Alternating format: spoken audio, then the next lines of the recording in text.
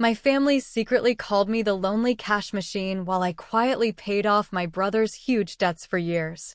They didn't know my new fiancé overheard their cruel jokes until they called begging for one last bailout. I used to believe in family fairy tales, the kind where love conquers all. Turns out, for some, family means an open wallet and a punching bag for their cruel jokes. And it took one desperate, late-night phone call for me to finally realize I was both. I was 24 the first time I paid off one of my brother's gambling debts. Call me naive, but I still believed in those fairy tales about family, you know? That we always showed up for each other, no matter what. 10 years later, there I was, standing in my kitchen, staring at my depleted savings account. My mother's voice crackled through the phone, saccharine sweet. Eva, sweetie, you know Ishmael wouldn't ask if it wasn't important. I'm Eva. Always the reliable one. The successful one. The one they call when the walls are closing in. Tonight, my bank balance was a stark reminder of just how reliable I'd been. Mom, I just covered his rent last month, I said, pinching the bridge of my nose, and his car payment the month before that. Her voice was unwavering, but this is different. He's in real trouble this time. Of course, it was different. It was always different. The worst part? Just 2 hours earlier, I'd been sitting at our traditional Sunday dinner. I watched them all laugh, Melina, my sister, at the center of it all. She has this way of making everything sound light, even when she's twisting the knife. Poor Eva, she'd cooed, raising her wine glass, the family cash machine. All work and no play. At least your bank account keeps you warm at night. Everyone laughed. Even Summer, my youngest sister, who usually stays out of it. I'd forced a smile, like always, and excused myself to use the bathroom. On my way back, I'd overheard them in the dining room. The family cash machine, Melina had whispered, followed by more laughter. Thank God she's too lonely to spend it on anything else. Now, hours later, my mother was still going. It's just 9,000 this time, sweetheart. Ishmael says this Nico person isn't very patient. My phone buzzed with a text. Speak of the devil. It was Nico. Tell your brother he's got 48 hours. Mom, I have to go, I interrupted, my voice tight. We'll talk tomorrow. I hung up before she could protest and slid down against the kitchen cabinet until I was sitting on the cold tile floor. My phone buzzed again. This time it was Ishmael. Sis, please. I know I messed up, but this guy, Nico, he's not like the others. He's talking about breaking things. Important things.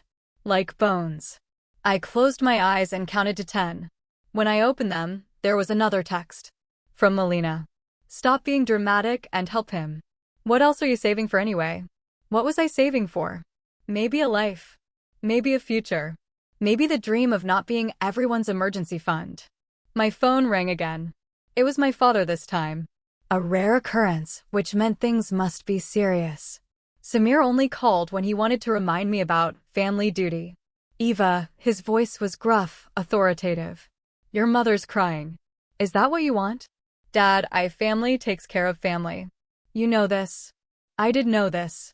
I've known it since I was 12 and started saving my allowance to buy summer school supplies because Dad was between jobs. I've known it every time Melina needed help with rent. Every time Ishmael got in too deep. Every time Mom's credit cards maxed out. The doorbell rang, making me jump. Through the peephole, I saw Ishmael looking disheveled and desperate. His eyes were red, his hands shaking as he rang again. Eva, please, he called through the door. I can hear you in there. Just help me figure this out. I stood perfectly still, barely breathing. On my phone, the banking app was still open, showing my savings account. 10 years of being the responsible one. Of living below my means. Of saying no to vacations and new clothes and any kind of life outside of work. Also, I could be there when they needed me. The doorbell rang again. And again. And again. My phone lit up with a final text from Nico. Time's running out. Hope your brother's got a good sister. I slid down the wall again, my chest tight with an emotion I couldn't quite name. Maybe it was anger. Maybe it was grief. Maybe it was the realization that fairy tales about family were just that, fairy tales. Tomorrow, I'd probably give in. I'd transfer the money, listen to their thanks, watch them forget about it by next Sunday's dinner. But right now, sitting here in my dark apartment, while my brother rang the doorbell and my phone lit up with desperate pleas, I made myself a promise. This will be the last time. I've made this promise before, of course. But something felt different tonight. Maybe it was the echo of Melina's words, family cash machine. Or maybe it was just that I was finally tired enough to mean it. The doorbell stopped ringing. In the sudden silence, I could hear Ishmael's footsteps retreating down the hallway. My phone buzzed one final time, a reminder about tomorrow's meeting with a potential client. Life goes on. At least it does for everyone else. 3 weeks after the Nico incident, I was standing in a crowded tech conference center, pretending to be interested in cloud computing solutions. That's when I heard someone chuckle behind me. The look on your face suggests you'd rather be anywhere else. I turned to find a tall man in a well-fitted suit, his eyes crinkling with amusement. His name tag read, Michael, Architecture Solutions Lead. That obvious? I asked, managing a small smile. Only to fellow sufferers, he said. I'm Michael. Want to escape to the coffee station? Over mediocre conference coffee, Michael told me about his work designing sustainable buildings. And for the first time in weeks, I felt myself relaxing. He had this way of listening that made you feel heard. Really heard. So, Eva, he said, what brings you to this thrilling event? Looking for new project management software for my team, though honestly, I'm mostly hiding from my phone. Bad breakup? He asked. I laughed. Bad family. They're complicated, aren't they all? He paused, then added, hey, there's this amazing Italian place around the corner. Their pasta could make you forget any family drama. What do you say? I should say no. I had 3 missed calls from Ishmael and a text from Mom about urgent family matters. But Michael's smile was genuine, and for once, I wanted something for myself. Lead the way. The restaurant was small and warm, with red checkered tablecloths and candles and wine bottles. Michael ordered wine and talked about his sister, Stacy, who sounded refreshingly normal. She's actually having a barbecue this weekend, he said. Would you like to come? My phone buzzed. Melina, Mom's crying because you won't answer. Hope you're proud of yourself. I turned my phone face down. I'd love to. The barbecue was nothing like my family gatherings. Stacy greeted me with a genuine hug. Her kids ran around playing tag. Instead of asking for money. And nobody made passive-aggressive comments about my life choices. So you're the famous Eva, Stacy said, handing me a beer. Michael hasn't shut up about you all week. Stacy. Michael groaned, but he was smiling. What? It's cute. You're like a teenager with a crush. As weeks turned into months, Michael became my sanctuary. We spent weekends exploring the city, finding hidden architectural gems, and talking about everything and nothing. He told me about losing his father young, about building his company from scratch. I told him about my work, my dreams of traveling, my love of photography. But I didn't tell him about the money. About being the family ATM. About the growing stack of urgent texts I'd been ignoring. 6 months in, Michael took me to dinner at that same Italian restaurant where we had our first date. Move in with me, he said over tiramisu. My place is closer to your office, and I hate waking up without you. My phone vibrated. Mom again. Ishmael needs 9,000 by Friday, or he's in serious trouble. This is urgent, Eva. I looked at Michael. Kind. Successful. Drama-free Michael. Shame burned in my chest. He deserved to know what he was getting into. There's something I need to tell you first, I started, but he cut me off. Whatever it is, we'll figure it out together. That's what partners do. Partners. The word made my throat tight. I need you to know that my family is complicated. He reached across the table, took my hand. Eva, I love you. Complicated family and all. My phone buzzed again. This time it was Summer. Eva, please. He really messed up this time. Michael squeezed my hand. Everything okay? I should tell him about the money. The manipulation. The endless demands. About how my savings account was a fraction of what it should be because I couldn't say no to them. Instead, I squeezed back and said, everything's perfect. Later that night, lying in bed at Michael's place, our place now, I supposed, I stared at the ceiling while he slept peacefully beside me. My phone lit up one last time. Mom, if you don't help your brother, whatever happens is on your hands. I raised you better than this. I turned off my phone completely, curled into Michael's warmth, and tried to believe that I deserved this happiness. That I could have this new life without the weight of my family's expectations. But as I drifted off to sleep, I couldn't shake the feeling that everything was about to change. Because that's the thing about family secrets. They never stay buried forever, and mine were about to come crashing down around me. Michael proposed on a misty morning by the lake, down on one knee with a vintage ring that belonged to his grandmother. It was perfect. Simple. Sincere. Just like him. I said yes through tears, finally believing I deserved this happiness. We should tell your family in person, he said later as we were driving home. Have them over for dinner. My stomach tightened, but I nodded. They'll want to celebrate. They arrived at our apartment that evening in unusually high spirits. Even Melina was beaming, pulling me into a tight hug. Look at you, she gushed, examining my ring. Finally joining the grown-up world. Mom couldn't stop crying, dabbing at her eyes with a tissue.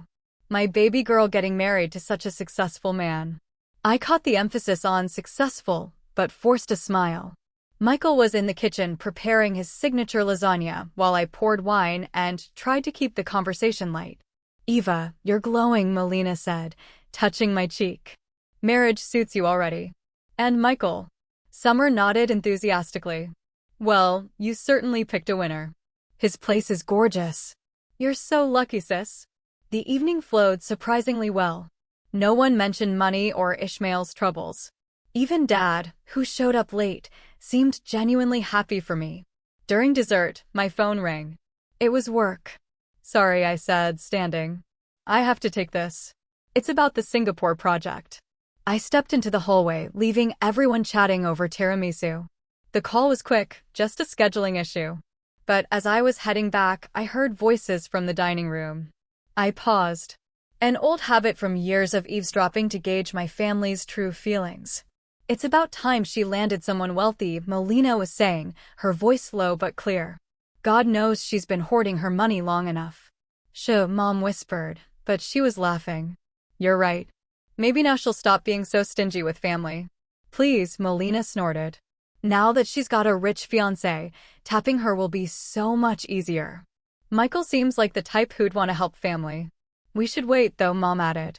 Let them get married first. Then we can bring up Ishmael's situation. I felt sick.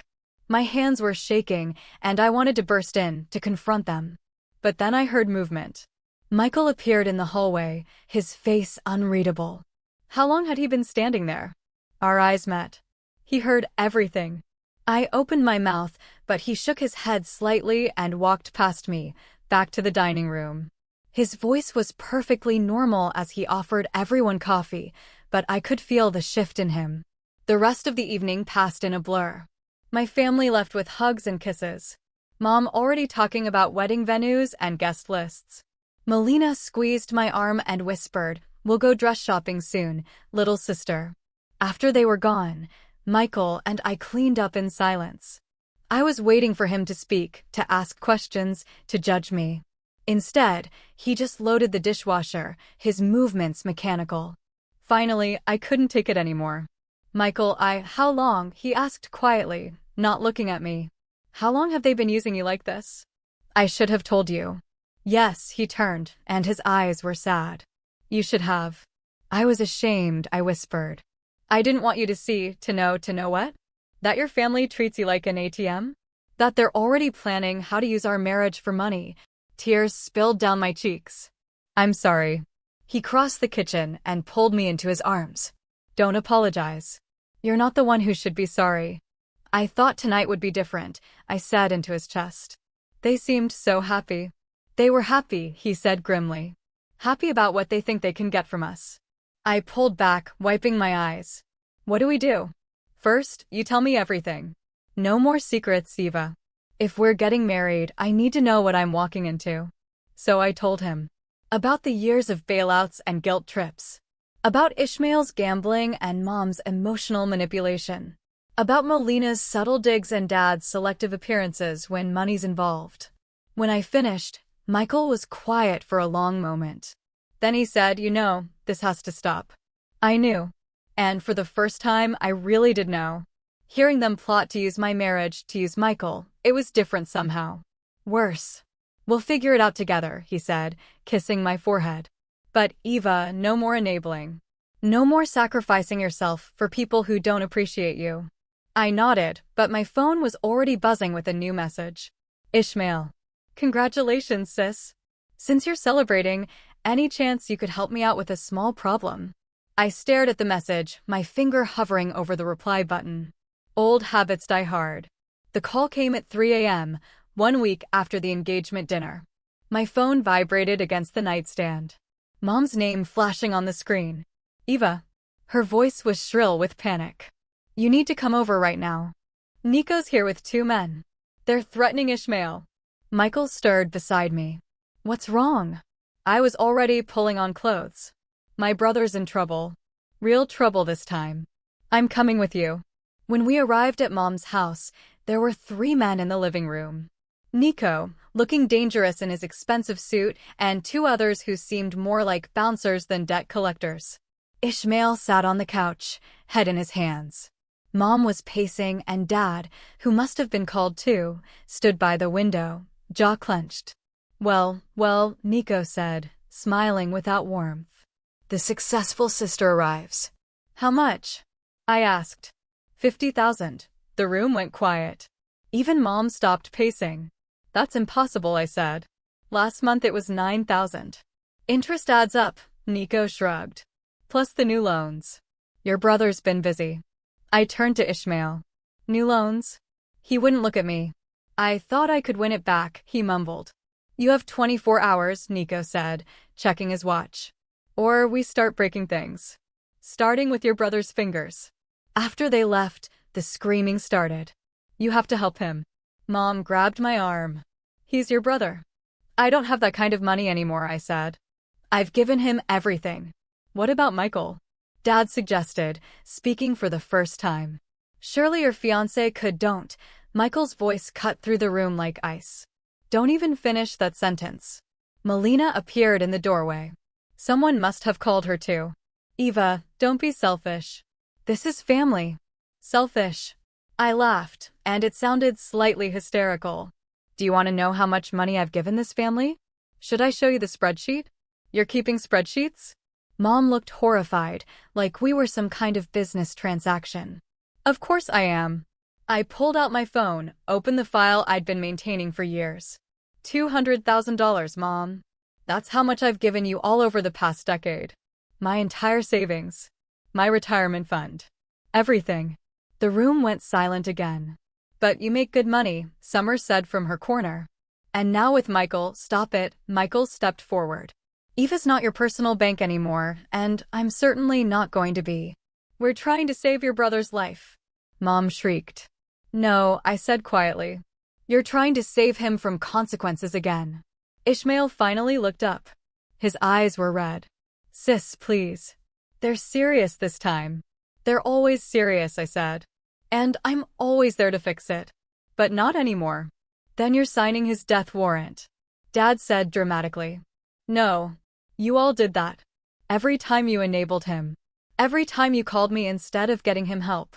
Every time you chose the easy way out. Mom started crying. Melina moved to comfort her, shooting me a venomous look. There are other options, Michael said calmly. Bankruptcy. Gambling addiction programs. Police protection. Police? Ishmael jumped up. Are you crazy? These aren't guys you call the cops on. Then I guess you should have thought of that before borrowing from them. My phone buzzed. A text from Nico. Tick-tock. I'm done, I announced, walking toward the door. Figure it out yourselves. Eva. Mom's voice broke. You can't leave your brother like this. I turned back one last time. Watch me.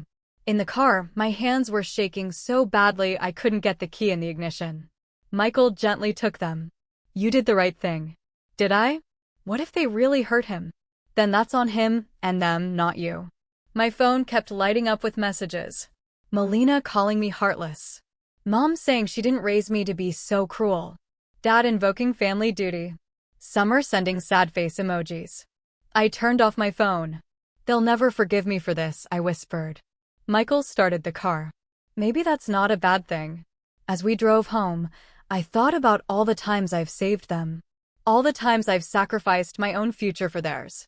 All the times they've taken and taken and taken. What happens now? I asked. Now, Michael took my hand. Now you start living for yourself. But we both knew it won't be that simple, because somewhere in the city a clock was ticking down on my brother's debt. And for the first time in his life, his safety net wasn't going to catch him. Part of me hoped he fell hard enough to finally learn how to save himself.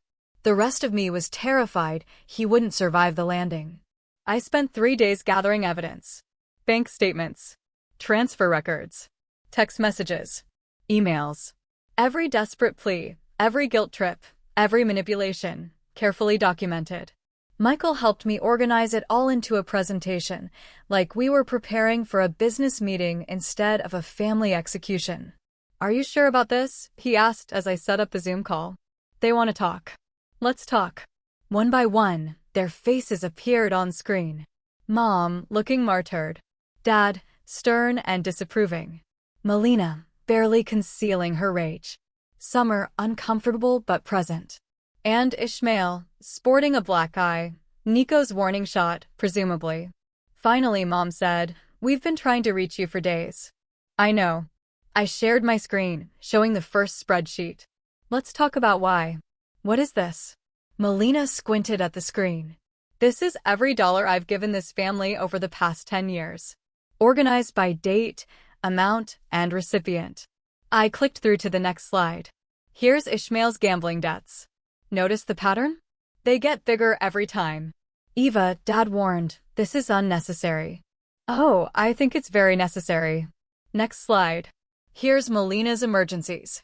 Rent. Car payments. That boutique business that failed because you spent the startup money on a vacation. Melina's face flushed. That's private. Nothing in this family is private. You made sure of that when you started plotting how to use my engagement to get more money. Mom gasped. We never, I heard you. Michael spoke up for the first time at the engagement dinner. Every word. Silence fell. I continued through the slides, methodically exposing every loan, every manipulation, every broken promise to pay back just this once. $200,000, I said finally. That's what I've given you. My entire savings. My future. My security. We're family. Mom pleaded. Family helps family. No, Mom. Family supports each other. Family builds each other up. Family doesn't treat one member like an ATM while mocking them behind their back. Is that what this is about? Melina sneered. Your feelings got hurt? This is about consequences. Ishmael needs rehab, not another bailout. You need to learn to live within your means. And Mom, you need to stop enabling everyone's worst instincts. Please, Ishmael spoke up, touching his black eye. They're going to kill me. There are programs, Michael said. Gambling addiction support groups. Debt counseling. Witness protection if necessary. We've researched them all. We don't need programs. Dad scoffed. We need you to step up and help your brother. No. The word felt like freedom. We're done. Done. Mom's voice rose. What does that mean, done? It means I'm cutting you all off. No more money. No more rescues. No more guilt trips. You can't do this. Melina shouted. We're your family. Not anymore. Mom started crying. Dad began lecturing about duty. Melina screamed about betrayal. I let them. Their words had no power anymore. I've transferred all the documentation to a lawyer, I continued calmly. If any of you try to contact me or Michael for money again, she'll file harassment charges. You'd send your own brother to jail? Summer asked, finally speaking. No. I'm letting him face the consequences of his actions. There's a difference. You bitch. Melina spat. You think you're better than us? No. I think I'm done being worse than I am because of you. Ishmael started begging. Mom's wails got louder. Dad quoted scripture about family loyalty. I waited until they ran out of steam. I'm sending each of you a final email with resources for financial counseling and addiction support. What you do with it is up to you. But this, I gestured at the screen, this is the last time we'll speak. You'll regret this. Mom said, her tears suddenly dry. When you need us, I haven't needed you in years, Mom. I just wanted you. There's a difference. I ended the call mid-protest. The silence that followed felt like a thunderclap. Michael pulled me close as I started shaking. You did it. I did it, my voice broke. Oh God, I really did it. My phone started buzzing immediately. Texts, calls, emails. I blocked each number methodically, like pulling weeds from a garden. What now? I asked. Now, we change our numbers. Move if we have to. Start fresh. They'll never forgive me. No, he agreed. But maybe someday you'll forgive yourself for letting them go. I looked at my phone one last time before turning it off completely. There was a final text from Mom. You'll always be our cash machine, Eva. Don't forget that. I deleted it along with every other trace of them. Sometimes burning bridges isn't about revenge. Sometimes it's about survival. The fallout came in waves. First, there was the social media assault. Melina led the charge with vague Facebook posts about toxic family members and money-changing people. Mom joined in with prayer requests for lost daughters who've forgotten their roots. I deleted my accounts. Then came the flying monkeys, distant relatives, family friends, even my old high school teacher. All reaching out to understand what's going on. Your mother's heartbroken, my aunt said over the phone. She's not eating. I'm sure she told you that, I replied, then blocked her number. Michael's sister, Stacy, became my unexpected ally. They're trying to add me on Facebook, she told me over coffee. I blocked them all. The nerve of these people. 3 weeks after the Zoom call, Summer showed up at my office. She's the only one who knows where I work. Just hear me out, she said, sliding into the chair across from my desk. Things are bad, Eva. Really bad. I'm not giving anyone money. It's not about money. Well, not directly. She fidgeted with her sleeve. Ishmael's missing. Mom's having panic attacks. Dad's drinking again. And she looked shocked. They're falling apart. They've been falling apart for years, Summer. I just stopped holding the pieces together. How can you be so cold? How can you still be so blind? She left in tears. I went back to work, ignoring the trembling in my hands. That night, Michael found me on our balcony, staring at nothing. Rough day. Summer came by. He sat beside me. Want to talk about it? Want to get married next month instead of waiting? I blurted. He blinked. That's quite a change of subject. I don't want them to have time to plan anything. No big ceremony, no family drama. Just us. Stacy and a justice of the peace. Okay, he said simply. Let's do it. But the universe has other plans. Walking home from dinner a week later, I saw Ishmael sitting on our building steps. He looked terrible, unwashed, unshaven, desperate. Don't run, he called out as I froze. Please, Eva. 5 minutes. Michael stepped forward protectively, but I touched his arm. Wait here. I approached my brother, staying out of reach. You look awful. Yeah, well, being beaten by loan sharks will do that. He tried to smile, but his split lip made it a grimace. I'm not here for money. Then why are you here? To say you were right about everything. He ran a shaking hand through his dirty hair. I hit rock bottom, sis. Lost everything. Even pawned Mom's jewelry. Rehab's still an option. I know. That's actually why I came. He pulled out a crumpled paper. This resource list you sent? This place you recommended? They have a scholarship program. I applied. Good. They accepted me. His voice cracked. I start tomorrow. 90 days inpatient.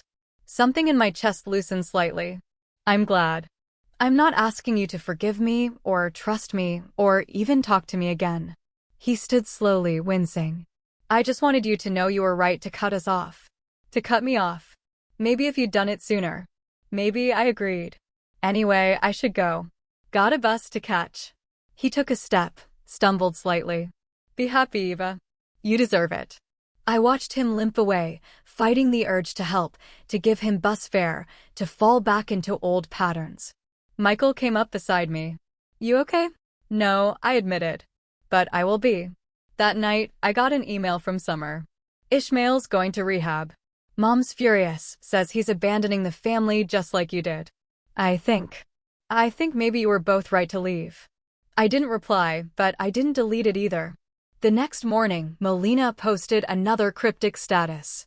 Blood isn't always thicker than water. Sometimes it's just what drowns you. Mom commented, pray for our lost sheep to find their way home.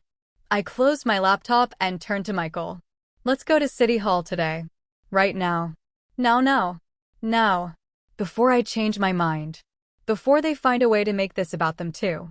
He studied my face, then nodded. I'll call Stacy. 2 hours later, we were married. No white dress, no flowers, no family drama. Just us, Stacy as our witness, and promises we intended to keep. As we signed the marriage certificate, my phone buzzed with a text from an unknown number. Mom, using Dad's phone. You'll regret shutting us out. Family is forever. I showed Michael, who took the phone and blocked the number. Family is what we choose, he said, kissing me. And we choose each other. For the first time since this all began, I truly believed that's enough. 6 months into my marriage, karma arrived like a wrecking ball. The news came through Summer, who'd taken to sending me brief, factual updates every few weeks. Ishmael got arrested, her text read. Not for gambling fraud. He was running some kind of Ponzi scheme with Nico. Melina co-signed for loans. Mom and Dad put up their house as collateral. Everything's falling apart. I was in the kitchen with Michael when I read it. My hands didn't shake anymore when family news arrived. Want to know the funny part? I showed him the text. I saw this coming years ago. Told them he was getting into something illegal. They called me paranoid. The story unfolded over the next few days through local news and Summer's updates. Ishmael had been running an investment scam, promising desperate gamblers huge returns. Melina had helped him set up the fake companies, thinking she'd get rich quick. Mom and Dad had vouched for him to their friends, bringing in more victims. Now Ishmael was facing serious prison time. Melina's credit was destroyed. Mom and Dad were losing their house. The same house I grew up in, where family photos still hang on walls that will soon belong to someone else. Your mother's asking for your address, Summer texted. Says she needs to talk to you in person. No, I replied simply. She's crying a lot. Says you're their only hope. I blocked Summer's number. It hurt, but it was time. She made her choice by staying their messenger. That evening, Michael and I visited a lakeside property. We'd been eyeing. It was peaceful here. Far from the city. Far from them. We could make this our home, he said, watching me stare at the water. Fresh start. My phone buzzed. Melina, using a new number. They're charging me as a co-conspirator. I could go to jail. Please, Eva. I know we hurt you, but I'm your sister. I deleted it without responding. The next day, I received a courier package at work. Inside was a handwritten letter from Mom. Eva, your father and I will be homeless in 3 weeks. The bank is taking everything. We raised you better than to abandon family in their darkest hour. Whatever issues you have with us, surely you can't want this for your parents. We need $200,000 to save the house. Michael makes good money. This would be nothing to him. Don't let your stubbornness destroy your family. Remember who changed your diapers, who fed you, who gave you life. Help us. Mom. I took the letter home and burned it in our fireplace, watching the guilt-laden words turn to ash. The next morning, the local paper ran a story about Ishmael's arrest. There's a quote from one of his victims, an elderly woman who lost her retirement savings. My stomach turned when I recognized the name. She was our neighbor when I was growing up. Used to bake cookies for us kids. Karma, Michael said when I showed him. They preyed on their own community. They always did, I replied. I was just the first victim. Days passed. More news broke. More victims came forward. Melina got arrested. Mom and Dad faced lawsuits from friends they convinced to invest. Their world was crumbling. And for the first time in my life, I wasn't there to catch the pieces. Instead, I was signing papers on the lake house, planning renovations, living. Your sister, Melina, took a plea deal, our lawyer informed us. She's testifying against Ishmael. 5 years instead of 20. Family loyalty at its finest, Michael commented dryly. That night, I dreamed of drowning in bills. of Ishmael's desperate face, of Mom's tears. I woke up gasping. Michael held me. Want to talk about it? No, I said. I want to pack. We spent the weekend moving into our lake house. It was therapeutic. Arranging furniture, hanging art, making plans. No family photos on these walls. No guilt in these rooms. As we were unpacking, I found a box of old cards and letters. Birthday wishes from Mom. Christmas cards from Melina. Notes from Ishmael promising to pay me back. A lifetime of manipulation disguised as love. I took the box to the dock and dropped it into the lake. The water swallowed it without a ripple. My phone lit up one last time. A news alert. Ishmael's sentencing is tomorrow. Mom and Dad's house goes up for auction next week. Melina's starting her prison term soon. I deleted the alert and turned off my phone. You okay? Michael asked from the doorway. I looked out at the peaceful lake, at our new beginning, at the life we're building without their chaos. Yes, I said. And for the first time, it's not a lie. Sometimes the best revenge isn't action. It's absence. The morning sun glinted off the lake as I sat at my desk, fingers hovering over my keyboard. Michael's still asleep upstairs, and the house is quiet except for the gentle lapping of waves against our dock.